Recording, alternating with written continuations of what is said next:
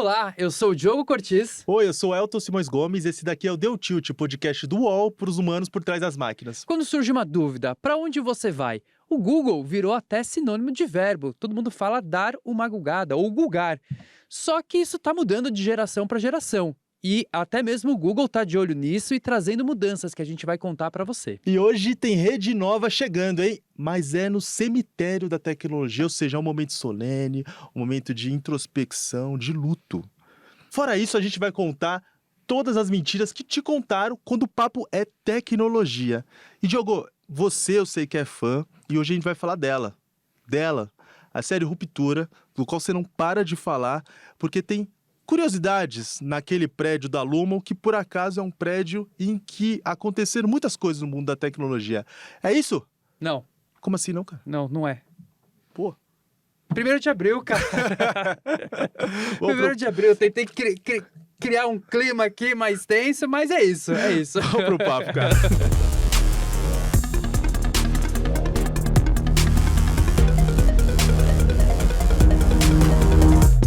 Quando você tem uma dúvida, Elton, quando surge uma dúvida, você corre para onde? Pro Google? Eu ligo pra você, cara. E se eu não sei? Aí temos um problema. Você acha que é tipo o jogo do milhão, que você pode ligar para os amigos e pedir Pros ajuda? amigos, pro E os universo. amigos pesquisam aonde? Aí eu não sei, aí é com os amigos. E assim, não pode ligar toda hora, né? 2 ou 3 ligações. Mas claro que eu dou um Google, né, cara? Não tem como fazer outra coisa. Mas cada vez mais eu tô recorrendo a outras coisinhas aí, outras coisas mais pesadas. Que coisinhas? Um chat GPT ali, um DeepSeek aqui, E um TikTokzinho, não? o TikTok, não. Às vezes eu vou pro YouTube. Sai pro YouTube. Pra instalar, sei lá, um sifão na cozinha. Ah, porque aí tem um tutorial, né? Que você precisa ver ali Tem as que ver, imagens, tem né? que ver. Isso, boa. E essa- você? Eu tô mais ou menos igual você, assim. Eu era Google, mas recentemente eu tô indo muito usando o recurso de busca do ChatGPT, cara. Ah, é? É, porque ele permite, assim, que você faça perguntas de follow-up, sabe? Esses dias eu vou dar um exemplo aqui. Esses dias eu estava fazendo uma pesquisa sobre os minerais usados, né, na produção de chips. E aí eu precisava saber as reservas de alguns minerais, sabe? O gallium, por exemplo. E eu queria saber qual que eram os tamanhos de reserva em alguns países. Você tá interessado em fazer alguns investimentos aí, cara? Não, cara, Não, meu objetivo é só pesquisa. É só entender esse desenho de mundo que está se formando a partir da inteligência artificial. Coisa chique, né? Olha só. E aí eu ia pro Google, né, tradicionalmente, só que aí você acha num relatório o dado de um país, aí você acha no outro relatório um dado em outro formato de um outro país, então você tem que, caçar, garimpar, tal. Aí eu falei, deixa eu descer no chat GPT, eu falei, quero saber o tamanho de reservas desse mineral tal, nesse país, responder em tópicos por país. E ele trouxe em tópicos, cara. Pegou de diferentes relatórios, juntou tudo e trouxe a resposta.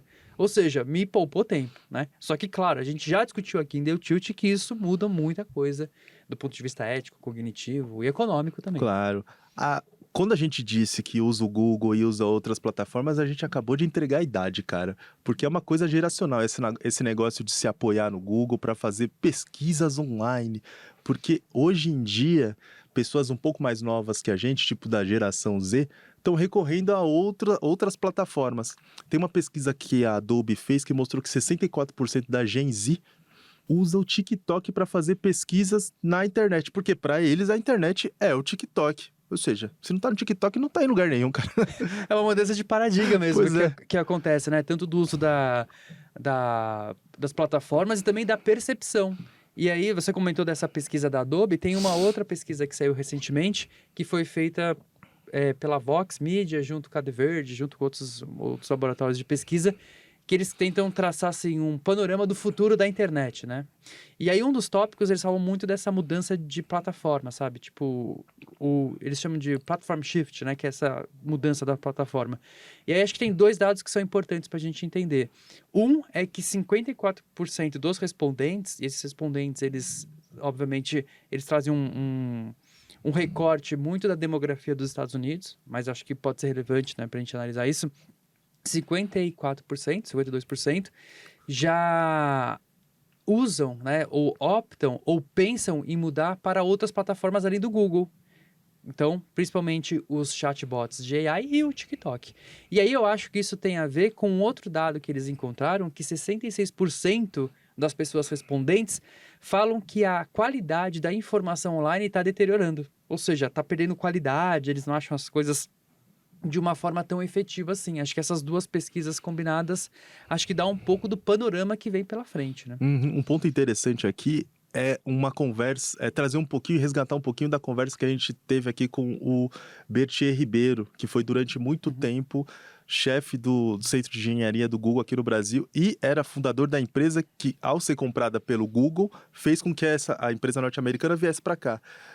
Quando a gente confrontou ele com esse dado de, cara, as pessoas estão dizendo aí que o Google não é mais aquele. Ele falou, cara, o Google é um buscador que traz informação da internet. A informação da internet já também não é lá essas coisas, né? E ela está se deteriorando porque tem muito conteúdo artificializado e feito apenas para aparecer no Google, sem consistência e que não mira as necessidades reais dos seres humanos. Ou seja, talvez não seja só culpa do Google, mas o Google está sendo o bode expiatório nesse tiroteio aí, porque eles se apoiam muito em mostrar o que acontecia no Google e passar a impressão de que o conteúdo era o conhecimento da internet era do Google e não dos sites dos quais o Google pesquisava e de onde ele tirava informação, né? E tem, acho que um ponto importante, pegando isso que o próprio Bertier falou, que mesmo esses buscadores com IA agora, né? Então, por exemplo, o ChatGPT e outros que estão saindo, né? A gente vai falar da resposta do Google. Para isso, eles, no fim, também usam um processo de busca, né? Porque, assim, se você ativar o modo buscar desses chatbots, ele vai ter que passar por um buscador, por um search engine, né, que a gente chama. E o search engine vai depender do conteúdo online. Então, quer dizer, se o conteúdo online for ruim, a resposta que vai ser dada pelo ChatGPT, pelo Google, por outros buscadores com IA, também vão estar comprometida do ponto de vista da qualidade. Você trouxe o assunto para onde a gente queria trazer, que é o seguinte: o Google está vendo a emergência de várias ameaças ao seu poderio, ao seu império, e não está quieto, não está calado, não está esperando o asteroide chegar sem fazer nada. O Google já informou que esse AI Overview, que está no próprio nome, é só uma prévia, já é usado por 1 bilhão de pessoas. Ok, que ele é usado como hoje em dia o padrão para todo mundo que faz uma busca inicial lá no mecanismo de pesquisa do Google, mas já é muita gente que usa essa inteligência artificial na busca. Muito mais, eu imagino, do que no ChatGPT. Mas ainda assim, é uma coisa muito preliminar. E o que ele faz é muito simplório, muito simples. Você faz uma busca, ele reúne os links que ele exibiria no topo e ele faz um mini resumo ali e mostra os links de onde ele tirou a informação. Só isso. Só que agora o Google quer dar um passo além e quer ir adiante com esse experimento e quer trazer uma coisa que ele está chamando de AI Mode. Aí é AI Mode na busca. A coisa é botar os dois dedos na tomada e fazer com que a inteligência artificial seja o maestro da busca, por assim dizer. Ou seja, quando você fizer a pesquisa no Google, você praticamente não vai ver aquela lista de links que aparece ali embaixo. Toda a resposta vai vir em texto e o que você vai ver é carrosséis com os links de onde ele tirou essa informação, mas não vai ter página de busca, sabe? Aquele jeito que a gente se acostumou e brincar de que o melhor jeito de esconder um corpo é na segunda página da busca do Google, porque ninguém vai lá. Ou seja, com a inteligência artificial no Google, você não vai mesmo, porque não vai ter essa página. E como você vai interagir caso você continuar tendo dúvida? Você vai conversar com o Google como se fosse um chatbot. É uma mudança muito grande de como a gente se comporta hoje com as ferramentas de busca e leva a coisa muito mais para próximo de uma interação com o chatbot, mas ainda assim é muito distante de um TikTok da vida, né? É muito interessante porque, assim, eu acho que isso vai depender muito do comportamento das pessoas. E eu vejo, acho que uma forte tendência das pessoas quererem uma conversa mesmo. E é isso que, por exemplo, nas minhas experiências que eu fiz nessas buscas, que eu falei, né, dessa pesquisa que eu tô fazendo, então, da onde eu vou coletar informação, eu pedia lá, então me traz as maiores reservas de tais e tais. Aí depois eu fazia uma pergunta de follow-up, sabe? Era uma conversa que eu tava tendo. Então, acho que o Google entendeu que uma tendência é a busca não virar uma coisa estática de links, e sim uma mudança para uma grande conversa, né? E a busca ser uma grande conversa. E eu acho que o Google ele tem uma vantagem de se posicionar. Acho que o Google está vivendo um momento muito específico, né? Porque da mesma forma que hoje ele é o líder de busca, e a gente vê que a busca está mudando e ele precisa dar uma resposta, ele não entende muito bem como vai funcionar o modelo de negócios. Mas ele tem alguns números a seu favor. Porque nessa mesma pesquisa da Adobe que você citou, perguntaram, né? Quais eram as plataformas que os respondentes, né, que participaram da pesquisa, achavam mais úteis para a pesquisa. Qual que você acha que foi a plataforma mais útil? Cara, não tenho dúvida, foi o Google. Google, mas cara, 91%. Acabei de ler aqui, ó, 91%. Qual que é a segunda plataforma mais útil? A segunda mais útil, YouTube. YouTube, cara, você mandou bem, com 39%. O Bing com 21% e o TikTok aparece em quarta posição, com 17%. Ou seja, as pessoas preferem, mas elas estão tentando entender em que momento faz sentido pesquisar no TikTok, né? Às vezes é isso que você falou, para um tutorial, para alguma coisa com vídeo, que dependa de vídeo e tal. É muito curioso, porque ainda que as pessoas já busquem em outras plataformas, como o TikTok ou como a Amazon, elas têm um propósito específico. Elas não estão na loucura indo lá no TikTok pesquisar como é que eu faço para comprar o bilhete único em São Paulo, porque elas muito provavelmente não vão achar. Porque esse é um tipo de informação que é mais presente na internet, como a gente conhece, que está nos buscadores e tal, e não no formato de vídeo. Muito provavelmente até você ver um vídeo para a pessoa te ensinar, você, puta que pariu, já não quer mais estar lá e tal, não quer mais estar lá. E eu acho que essa mudança de paradigma vai acontecer. O lance é que a gente não sabe as consequências disso. Então, tanto de ponto de vista cognitivo, né, das pessoas tendo a resposta mais mastigada, né, vários experimentos na área educacional mostram que, por exemplo, usar o Google dentro de um processo educacional, onde as pessoas têm que procurar o link, ler a informação e extrair essas informações, traz um ganho, né, de aprendizado muito grande do que só ter a resposta direta do chatbot. Então, traz um impacto cognitivo que a gente vai ter que entender. E traz um impacto econômico também, porque se o Google está respondendo tudo direitinho, bonitinho, e o AI Overview já faz isso, já dá uma amostra do que vai ser, as pessoas tendem a clicar menos no link. Eu sinto que o AI Overview ele melhorou bastante desde o lançamento. E muitas vezes eu fico muito satisfeito com a resposta ali dada pelo AI Overview. E não preciso aprofundar. Só que se eu não aprofundo, eu não clico no link. Se eu não clico no link, quem produziu o conteúdo não recebe o tráfego. E aí não vendeu propaganda, não circulou a economia. Então isso vai trazer uma mudança para as bases econômicas da economia digital também. Sim. Os publishers e os criadores de site vão ter que aprender a se ajustar nesse novo mundo em que a IA é a regra. E assim, não parece muito que o Google vai puxar o freio de mão dessa iniciativa, ainda que hoje em dia ele só funcione como um teste, e é um teste só para os Estados Unidos, e é um teste só para clientes do Google One AI Premium, que é um serviço super de nicho, que as pessoas têm que pagar para receber isso antes. Em algum momento, quando ele começar a liberar para as outras pessoas, ainda que tenha uma forma de voltar atrás, eu duvido que as pessoas vão fazer isso. Você lembra de um serviço chamado Let Me Google For You? Não. Não, e aí, esse não é 1º de abril, não lembro mesmo. Funcionava assim, você me perguntava uma coisa, você me perguntava uma coisa, né? Que era basicamente algo que eu tinha que fazer pra você, eu falava assim, safado. Aí eu entrava num site, escrevia o que você tinha me perguntado e mandava pra você, aí aparecia uma tela explicando o que você devia ter feito, em vez de perguntar pra mim. O que o Google tá fazendo com o AI Mode, na verdade, é fazer o Let Me Google For You com inteligência artificial. Parruda, né? É brincadeira, mas é basicamente isso, porque o AI Mode, ele entende a sua questão, ele faz um plano de pesquisa, aí ele pesquisa em vários assuntos, ele recebe o resultado e resume com inteligência artificial generativa. Aí ele vê o resultado e fala assim, o Diogo não vai gostar disso daqui não, vou refazer esse plano. Aí quando tiver legal, ele te entrega. Ou seja, é um Let Me Google For You, assim, com inteligência artificial. E você acha que o Google estava infeliz com isso? O Google acha que isso já é melhor que a busca, sabe? O Rob Stein, que é o vice-presidente de produto do Google, falou o seguinte, o que torna essa experiência única é que ela combina as capacidades avançadas de modelos com sistemas de informação de ponta do Google e está integrada diretamente na pesquisa. Você não só pode acessar conteúdo web de qualidade, mas também acessar fontes novas em tempo real, como o Knowledge Graphic. Informações sobre o mundo real e dados de compra de bilhões de produtos. Essa abordagem ajuda você a acessar uma maior abrangência e profundidade de informações do que uma pesquisa tradicional no Google. Para o Google, esse é o futuro do Google. Para o futuro do Google, só que tem uma questão. importantíssima. Eu acho que esse é o futuro do Google. O Google precisa fazer esse movimento, porque senão ele vai ser atropelado pelos concorrentes. A questão é, se é o futuro do Google, como é que vai ser a receita do Google?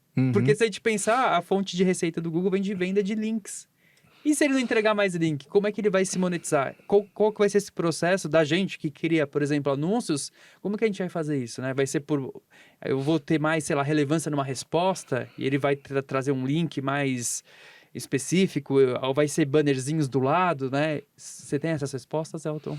Não sei, mas eu acho que tem alguma coisa a ver com o nível de interação que a gente fizer com esse chatbot que tiver com inteligência artificial. E aí o Google vai mostrar, olha, a pessoa que pesquisou sobre determinada mensagem relacionada à gastronomia árabe teve 58 interações, então vale tanto.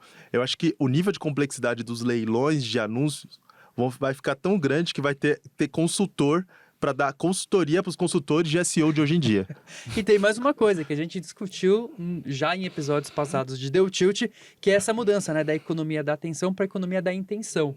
Porque a partir do momento que as pessoas estão interagindo de uma maneira mais explícita com essa inteligência artificial do Google, a IA do Google vai saber mais sobre suas preferências, saber mais sobre o seu momento de vida e vai conseguir criar respostas ainda mais personalizadas. Exato. É o futuro do Google. Resta saber se o futuro do Google é o nosso futuro também. Vamos ver se dá match nessa história. Opa! Tá ouvindo esse barulhinho, Diogo? Estão me chamando. Estão te chamando? É pra você ou é pra mim? É pros dois. É pra Deu Tilt. Olha, é bom você matar a saudade agora desse barulhinho, porque ele tá prestes a parar de tocar. Mas antigamente, para quem não tá familiarizado com esse sinal, esse símbolo sonoro, esse símbolo da nossa geração na internet, quando tocava isso, era sinal de que alguma ligação importante, ou não, né?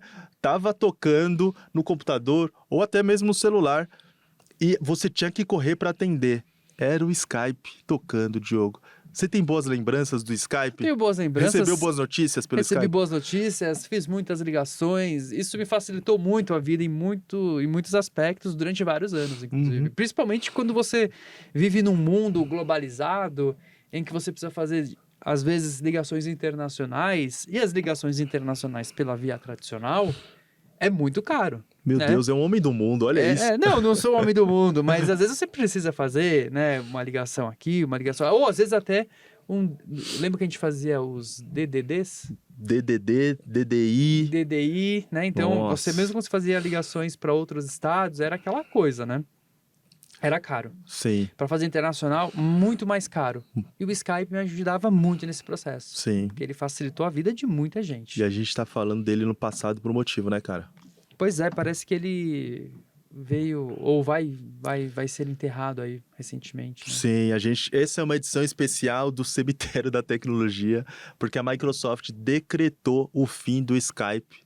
Você que tá vendo esse episódio agora em abril, saiba que você tem 30 dias... Um mesinho só? Um mesinho. Um mesinho e 4 dias. Não tem amor no coração. Não tem, né? Pô, não assim? tem. Porque ele vai deixar de funcionar dia 5 de maio. E aí os usuários que ainda tiverem Skype, aqueles bravos, recalcitrantes ali dentro, vão ser migrados pelo Teams, que você adora, eu sei, mas já calma aí antes de falar dele. Mas é bom a gente parar um pouco e olhar para a história do Skype, já que muito provavelmente vai ser a última vez que a gente vai falar dele aqui. O que era o Skype, cara? O que era o Skype? O Skype era um serviço de voz sobre IP, um dos primeiros a funcionar pela internet, em que você podia fazer ligações de vídeo e depois um pouquinho dele ter sido lançado, você passou a poder fazer ligações de vídeo também. Mas a história do Skype é tão legal e ela está relacionada com tantos outros símbolos da internet nos primórdios de como a rede começou a ser usada, que ela está umbilicalmente ligada com a história da pirataria. De alguma forma, o Skype está relacionado com o Napster e, por que não, com o iPod. Não, conta essa história aí. Cara, é o seguinte, tinha um Napster, Sean Parker, criou um sistema de mandar arquivos, música, vídeo. A indústria norte-americana ficou muito pé da vida, porque ele estava permitindo que as pessoas trafegassem coisas sem remunerar todo mundo. Tomou um processo e fechou esse negócio. Aí uma galera lá na Suécia, Dinamarca, na Estônia, olhou aquilo e falou assim, eu gostei dessa ideia, só que eu não gostei da ideia de tomar processo. E se a gente fizesse um jeito que não tivesse um servidor lá e que eu pudesse transferir o meu arquivo pro Diogo direto, as pessoas não ficassem vendo isso, quem é que mandou, quem é que não mandou, e tava tudo certo. É aquele famoso P2P? P2P, eles criaram peer-to-peer. Explica pro pessoal o que é o peer-to-peer. Peer-to-peer é exatamente isso. Eu tenho um arquivo, e aí eu coloco à disposição na rede, e aí você pode pegar um pedaço do meu arquivo, outras pessoas podem pegar um pedaço do meu arquivo e ir formando dentro do seu computador o próprio arquivo em si.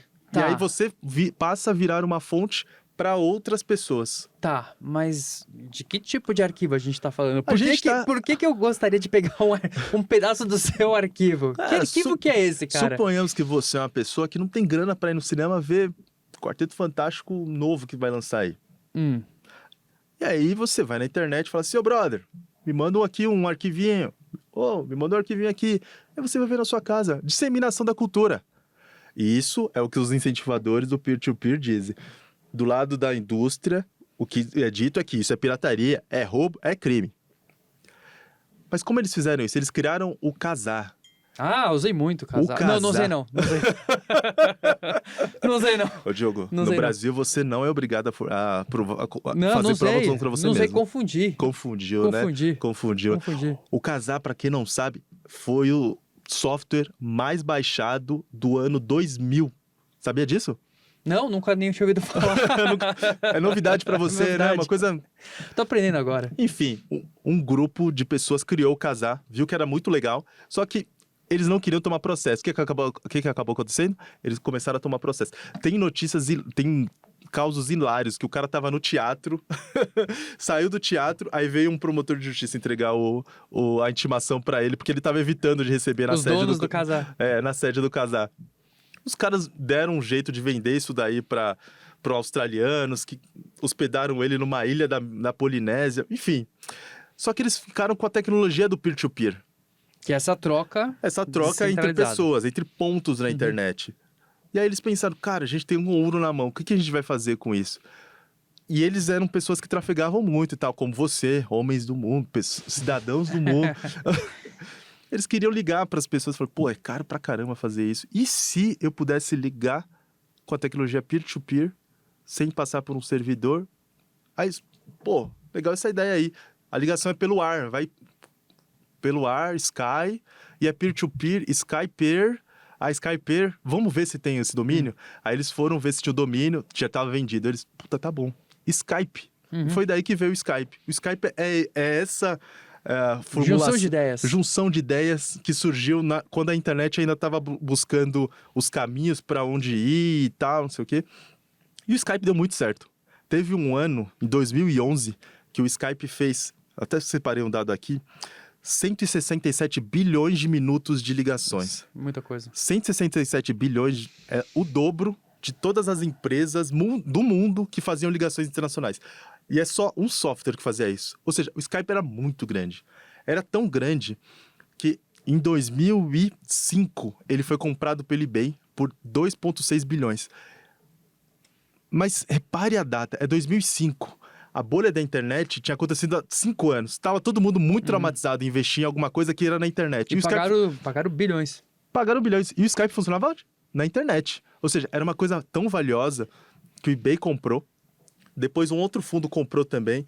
Os fundadores olharam e pensaram, a gente vendeu barato. Eles conseguiram recomprar e em 2011 eles venderam pela Microsoft por 8,5 bilhões, que naquele momento a Microsoft era uma das 10 empresas maiores do mundo e foi a maior compra dela. Só que dali em diante tudo desandou, Por que, cara? O que aconteceu com o mundo? O Skype tinha uma base gigantesca de usuários. A gente tem que ter uma ideia de que base que a gente está falando, porque a internet era menor, a quantidade de usuários era menor. E para você ter ideia, o Skype chegou a ter no auge 41 milhões de usuários únicos por dia. Você já ouviu falar de uma plataforma chamada Rumble? Que o Alexandre de Moraes está brigando com ela, que o Trump depende dela para Trump Social funcionar. Hoje em dia, a Rumble, que é uma plataforma insignificante, tem 71 milhões de usuários mensais. A internet era menor. E a Microsoft viu na mão ouro para poder conectar as pessoas numa era que estava nascendo, que era dos smartphones. O iPhone estava lá longe, à distância, o Android estava começando a surgir, a Microsoft pensou, o Skype vai me ajudar a fazer o Windows Phone deslanchar. Só que começaram a acontecer algumas coisas estranhas. Eu não sei se você passou por isso, mas a Microsoft enganchou o Skype no MSN Messenger. E aí aconteceu o seguinte, você recebia uma ligação no Skype, tocava no MSN Messenger e em todos os lugares onde estavam essas plataformas. Esse barulhinho que apareceu agora no começo, aparecia na casa inteira. Tum, tum, tum, tum. Aí as pessoas não sabiam o que atendia, o que iriam atender. E se elas atendessem em algum lugar, em outro, muito provavelmente não estaria, a ligação não pararia de tocar. Exato. Porra, que inferno. Tinha muito bug, as pessoas começaram a se afastar e começaram a surgir outros players. WhatsApp. Começou a surgir outras plataformas. O Google lançou uma centena delas. Lembra do Hangouts, por exemplo? Lembro. Telegram. As chinesas apareceram nessa época. O Weibo. Muitas delas. Até que veio a pandemia. E durante a pandemia, o Skype estava tão em baixa que plataformas menores que ninguém sabia o que era, tipo o Zoom. Não, o Zoom foi um foguete, né, na pandemia. Eram muito mais fáceis de usar e assumiram completamente o lugar do Skype, mas nesse momento o Skype ainda teve um ressurgimento. As pessoas lembraram e falaram assim, o Skype dá para usar, é legal e tal, não sei o que, funciona igualzinho o Zoom. Por que a gente esqueceu dele? Só que nesse meio tempo, a Microsoft começou a investir numa outra plataforma, o Teams. O Teams está ligado ao 365, que é a suíte de produtividade da Microsoft, que ainda que seja um nicho, ou seja, as pessoas que estão trabalhando, eu não sei quem é que usa o Teams para fazer qualquer outra coisa que não seja corporativa, mas ainda que seja esse nicho, é muita gente conectada ali. Para você ter ideia, hoje em dia o Teams tem mais gente conectada do que o Skype jamais sonhou. São mais de 350 milhões de pessoas. Tá todo mundo trabalhando e usando aquilo por obrigação, mas é uma plataforma muito grande, muito relevante para esse nicho de pessoas. Só que a gente tem algumas questões com o Teams, né, Diogo? A gente tem algumas questões com o Teams, mas o Teams acho que ele nasce focado... Acho que essa história que você contou é maravilhosa, porque a gente consegue ver várias camadas nela e ficou muito claro para mim que o Skype, né, ele é um produto de uma geração anterior, porque ele nasce desenhado para funcionar, né, baseado nessa ideia do P2P, muito como uma plataforma, como se fosse um telefone pela internet, né, um serviço de telecomunicações pela internet, ligações e tal. E as pessoas mudaram esses comportamentos, né? E essas ferramentas que você colocou, que vieram posteriormente, elas nascem com outros paradigmas, né? Já focado na internet de uma maneira nativa. E acho que é isso que o Skype foi perdendo um pouco o seu valor, né? E aí, o Teams, apesar da gente ter alguma... Não a gente, cara. Você, querido ouvinte, você também deve ter alguma questãozinha com o Teams, né? Embora que ele venha melhorando muito. Opa! Ele vem melhorando muito. Mas ele tem algumas questões ali. Só que ele é uma ferramenta mais de colaboração, né? Tem muitas mais funcionalidades que o Skype não tem, por exemplo, né? E não evoluíram o produto Skype. Poderia o Skype ter virado Teams? Poderia. Mas não foi isso que aconteceu. Eles criaram um produto novo e viram que o comportamento e a demanda das pessoas estavam mais para esse produto novo, né? Então, Exato. tem uma questão do desenvolvimento tecnológico também. Exato. Mas agora bateu um saudosismo, uma nostalgia, sabe? Com a ida do Skype e no passado com o Internet Explorer dando lugar ao Edge, a gente está sem referências de como a internet era nos primórdios. Será que esse é o destino de tudo que surgiu em torno dos anos 2000? Dá lugar a uma outra coisa? Eu acho que possivelmente, é uma boa pergunta, hein? Agora você me deixou numa crise existencial. Pois é. Você me deixou numa crise existencial, mas eu acho que sim, né? É um processo de evolução. E como a gente discutiu ainda nesse episódio, o paradigma de busca que ficou aí desde o início da internet está mudando também. Hoje você tem navegadores que são incríveis. Você pede alguma coisa, ele cria uma página instantânea para você. Ele não acessa uma página, sabe? Eu quero acessar o site tal. Não, você faz um prompt ali, ele cria uma página para você online com as informações da onde ele tem que ir buscar. Então, são novos paradigmas que vão surgir, né? E isso a gente vai ter que se adaptar. Porque que quem não se adaptar igual o Skype não se adaptou, coitado, não investiram nele como um produto para ele ter, né, essa aderência melhor com as necessidades contemporâneas, olha que nome bonito, ele vai se perder. Tem mentira que a gente escuta desde sempre e acredita. Afinal, se é todo mundo dizendo, é porque é verdade. Não é mesmo, Elton? Com certeza. Por exemplo, combinar manga com leite pode dar morte na certa. Confere? Confere. Beleza. E, por exemplo, entrar na piscina de barriga cheia ou tomar banho depois de almoçar. Isso também mata. Mata. Você já fez isso? Claro. E morreu? Não. Então. São muitas mentiras, Diogo. Mas como esse é um podcast de tecnologia mais para os humanos, ou seja, a gente deixa as máquinas um pouquinho de lado, vamos falar sobre como tem muito esperto por aí usando as máquinas para enganar a gente. Começa você, cara. Conta uma mentira que sempre espalham por aí e tá na cara que não é verdade. Tá. Eu vou começar com uma que eu acho que é importante até pra gente explicar pro público como a coisa funciona, que é o tal do modo anônimo dos navegadores. Você já usou, Elton? Já usei. Legal. Mas qual que é a mentira aqui? A mentira é que o modo anônimo protege totalmente a sua segurança e que se você estiver utilizando o modo incognito, você vai navegar na internet totalmente invisível. Por que isso é mentira? Porque, na verdade, o que acontece é que esse modo anônimo, a coisa que ele faz é o seguinte, é não reservar, não guardar os cookies ou informações sobre a sua navegação localmente. Ou seja, o browser, o navegador, não vai lembrar daquilo que você fez. Só que o que acontece? Quando você está navegando, os seus pacotinhos, o seu tráfego passa por um monte de lugar. Por exemplo, seu provedor, o lugar que você está acessando.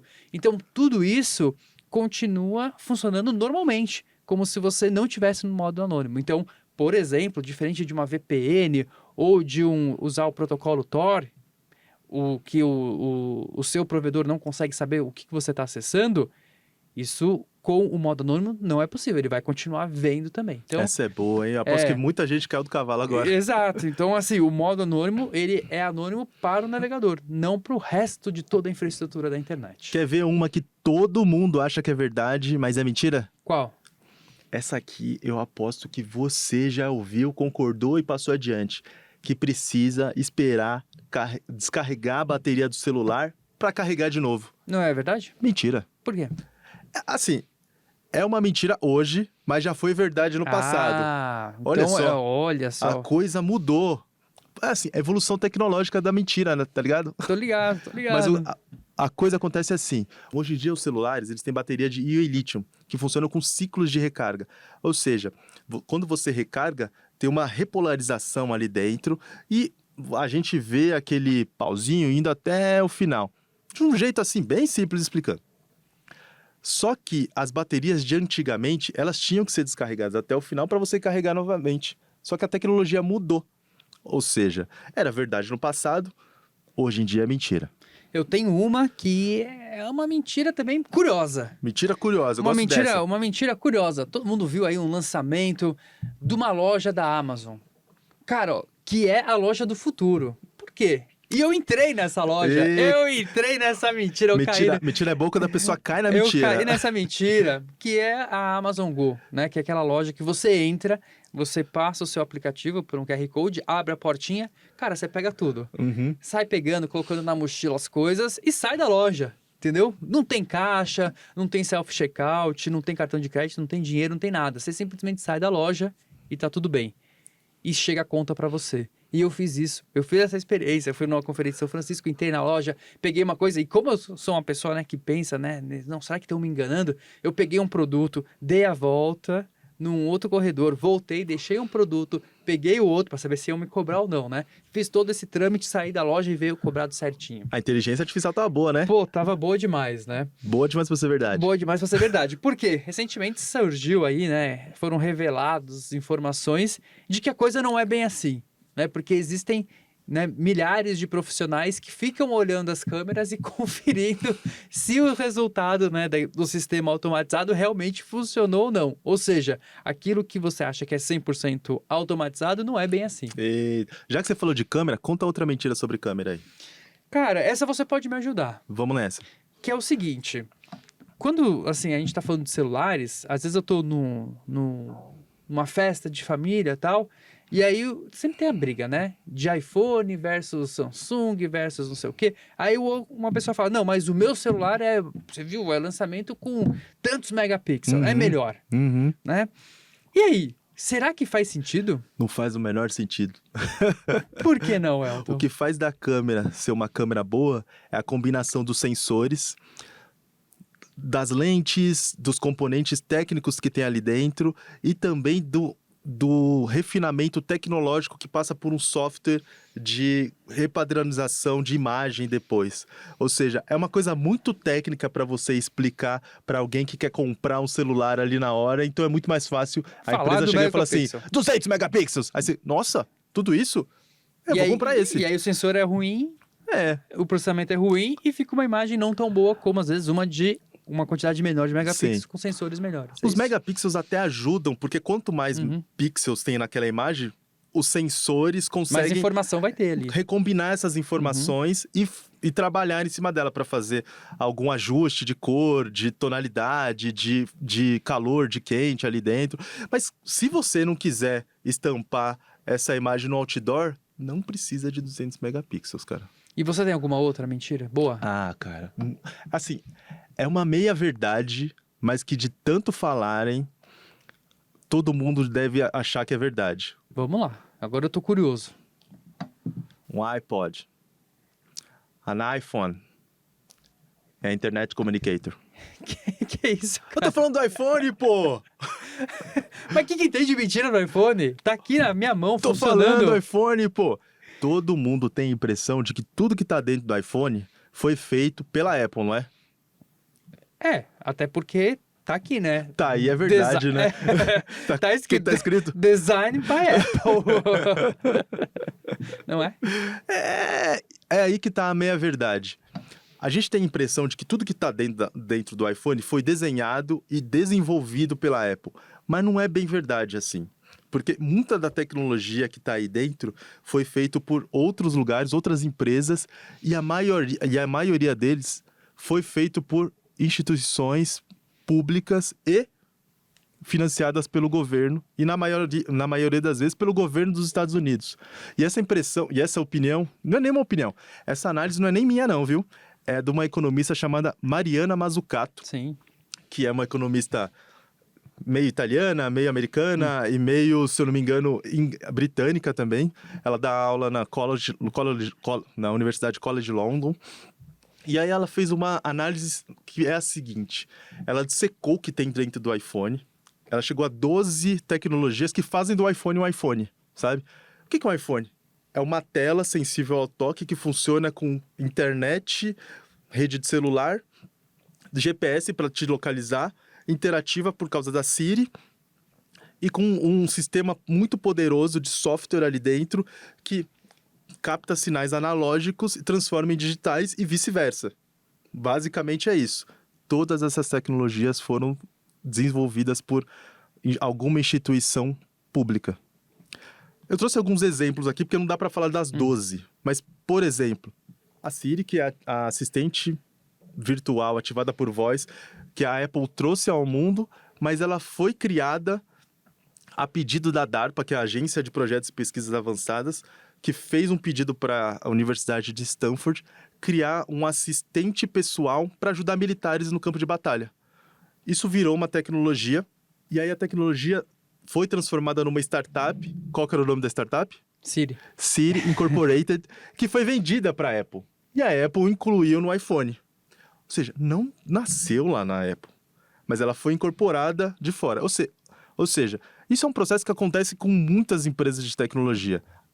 A gente está dizendo que a Apple não fez nada no iPhone? Óbvio que não. A genialidade do Steve Jobs foi juntar tudo isso num aparelho com um design super intuitivo para as pessoas, que fosse bonito, que mostrasse logo ao que veio, que fosse muito simples de usar e que as pessoas começaram a manifestar um desejo por ele. Isso é muito genial. E isso não é mentira, isso é muito verídico, isso é muito verdade. Mas muito da tecnologia que tem ali dentro, não foi a Apple que fez. E isso mostra um pouco, né, de uma mentira que contam também, que boa parte do desenvolvimento tecnológico é financiado apenas por fundos privados. Não, boa parte da tecnologia, principalmente a tecnologia de base, a ciência básica é financiada pelo governo. E isso depois, no segundo momento, é incorporado e vira produtos comerciais. Mas ainda sobre o iPhone, tem mais uma mentira que contam. Qual que é? Quem que é a grande mente por trás do O iPhone? Steve Jobs. Não. O quê? Pois é, cara, eu descobri também faz recentemente que inicialmente ele era contra o iPhone. Por quê? Por alguns motivos. O primeiro deles é que o iPod, como você colocou, era o produto que mais bombava da Apple, era o produto, né, que era mais rentável. E falaram, vamos fazer uma coisa aqui que é um celular, que vai ter o iPod, vai ter um monte de coisa, e vai ser um smartphone, é um termo depois que surge, mas vai fazer um monte de coisa. E ele falou, não, mas isso vai, como é que vai? Pode fagocitar meu mercado mais rentável, que é do iPod.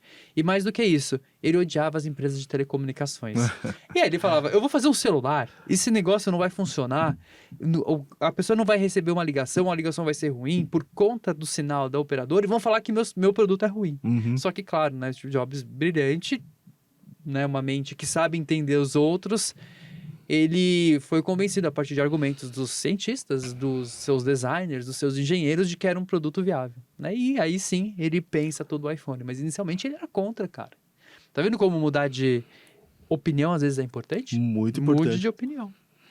O quadro todo foi sobre isso, para as pessoas mudarem de opinião a respeito de mentiras que contavam para elas.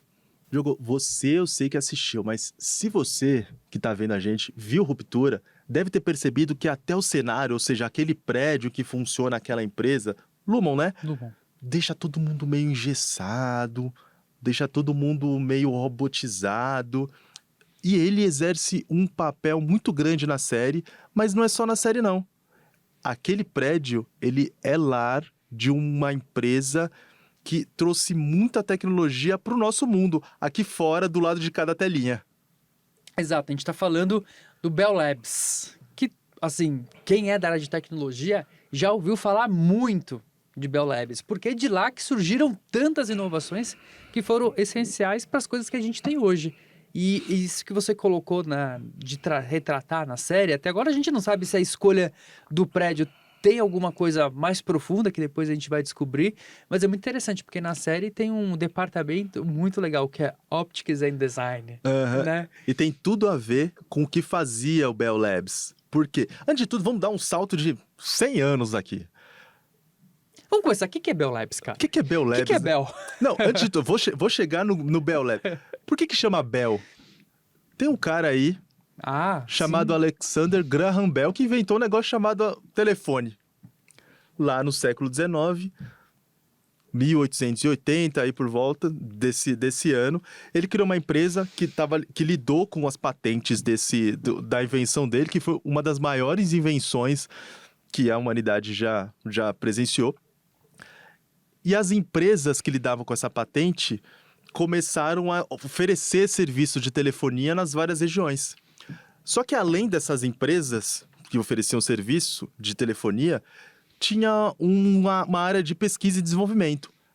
Não só para desenvolver tecnologia para essas várias empresas, mas também para criar coisas que tivessem relacionadas com eletricidade, física de materiais e telefonia, transmissão de dados. Ou seja, são áreas muito amplas e que compreendem diversos desdobramentos e muita inovação.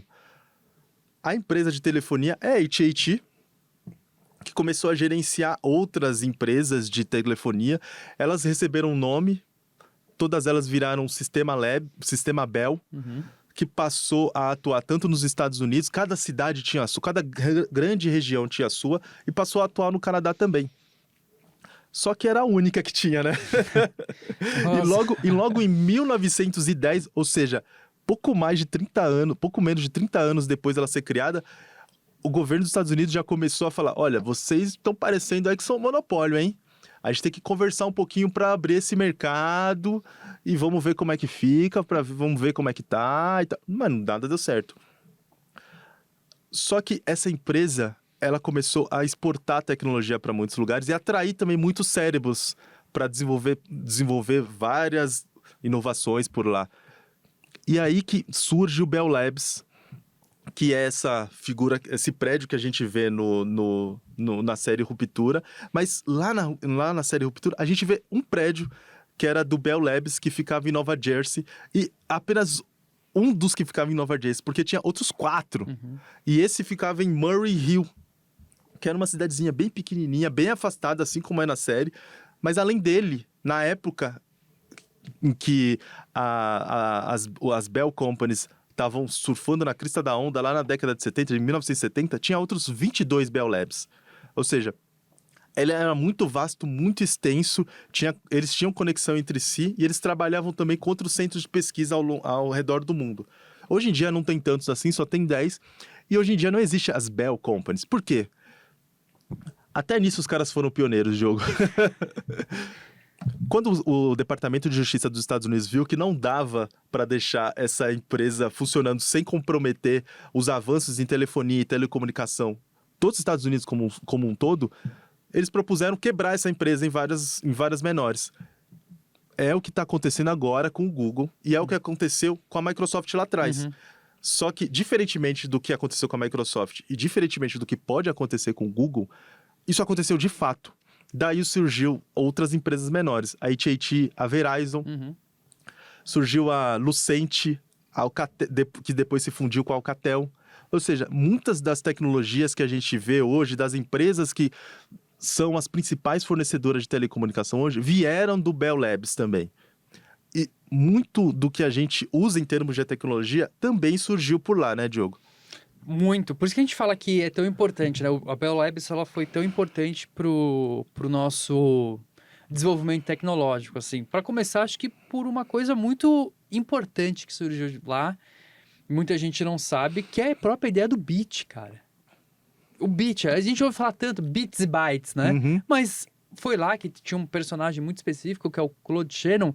Ele publicou um artigo, quando ele estava trabalhando também nesses laboratórios, que ele apresenta a ideia da teoria da informação. E aí ele criou a ideia do bit. Mas tem outros, né? Quando a gente está falando do LED, o LED foi criado também no Bell Labs. Quando a gente está falando de uma linguagem de programação super importante, e ainda hoje é super importante essa linguagem de programação, que é a linguagem C, porque ela que vai atuar, né, num nível mais baixo de integração com a própria máquina, então ela é mais rápida, mais eficiente, mais efetiva, também foi desenvolvida lá. Tem um sistema operacional, que é o Unix, que também é utilizado muito em servidores, tal, que depois virou a base, por exemplo, né, uma das bases do macOS que nós temos hoje, também foi desenvolvido lá. Então a gente vê uma série de coisas que são bases de tecnologias que a gente tem hoje que foram construídas graças ao Bell Labs. Além do bits, outra base da computação moderna surgiu lá, o transistor. Com William Shockley, que depois ganhou o prêmio Nobel por isso. E além de ser o pioneiro da computação, ele é o pioneiro de toda a indústria de tecnologia que a gente vê hoje, porque depois de sair da Bell Labs, ele levou todo o conhecimento que ele tinha e foi abrir uma empresa onde? Em Mountain View, no Vale do Silício, quando ainda não tinha vale, nem tinha silício, porque quem estava levando o silício debaixo do braço era ele, com a ideia do transistor. E ele encontrou lá empresas que aparentemente eram de tecnologia, mas não de tecnologia da informação, como a HP, que ela fazia válvulas. Uhum. E quando surgiu essa ideia de jovens com startups, como a HP, a Lockheed, que já lidava com o sistema militar, e com um professor que levou seus alunos e desenvolvedores e criadores de tecnologia que estavam muito dispostos a querer fazer outras coisas, teve esse choque de cultura, foi quando começaram a surgir empresas baseadas em silício em primeiro, e dali vieram empresas de internet, depois empresas de rede social, e aí é o Vale do Silício que a gente conhece hoje. Isso, e é legal, assim, a gente também resgatar um pouco da própria arquitetura, né, do espaço, assim. Porque acho que, nossa, são tantas coisas, né, que a gente pode discutir, é justamente isso da história que você colocou, da Bell Labs, mas também das inovações que surgiram lá, a gente está falando de inovações super importantes, né, transistor, o LED, linguagem C, Unix, a ideia da teoria da informação. E o prédio também ele tem uma história, né? Porque ele foi projetado pelo Hiro Saarinen, né? Que é um arquiteto, né? Meio estadunidense, meio finlandês, né? Então, de origem, né, finlandesa. E o próprio o design do prédio, né, também se conecta bem com o próprio enredo da série, né? De trazer uma coisa meio, ao mesmo tempo, futurista, mas ao mesmo tempo conservadora, né? Se a gente pensar na década que foi construído o prédio, tem bem esse olhar, né? Apesar de muitos vidros, mas ainda tudo muito quadrado, né? Tudo muito bem encaixado ali, né? Não essa coisa... um futurismo, mas um futurismo conservador, talvez, né? A gente pode tentar traduzir assim. Exato. Um último detalhe sobre a Bell Labs. Eu contei que as empresas foram... que o sistema Bell foi quebrado e surgiram várias empresas, só que depois essas empresas foram se juntando. E dessas empresas surgiu uma empresa chamada Lumen. Ah, não tá brincando. Tô falando sério. Não, porque na série é Lumon. Exato. E aí tem uma empresa chamada Lumen. Lumen. Essa eu nunca ouvi falar. Exato. Você foi fundo na seja, pesquisa, hein, cara? Pra quem quiser saber o que pode acontecer com a Lumon, talvez valha a pena ficar de olho na Lumen. É mesmo? Essa você me pegou, hein, cara? Você não falou... Na reunião de pauta você não falou nada. Essa eu vou deixar no ar. Essa eu vou deixar no ar. Que surpreender. Boa. Bom, tem várias coisas que a gente só vai conseguir descobrir quando a série voltar, né? Se a gente descobrir antes, a gente conta pra você, né, Diogo? Boa. eu vou pesquisar o que a Lumen faz. Eu sou Diogo Cortis. Eu sou Elton Simões Gomes. Esse daqui foi o Deu Tilt, podcast do UOL pros humanos por trás das máquinas. Até mais.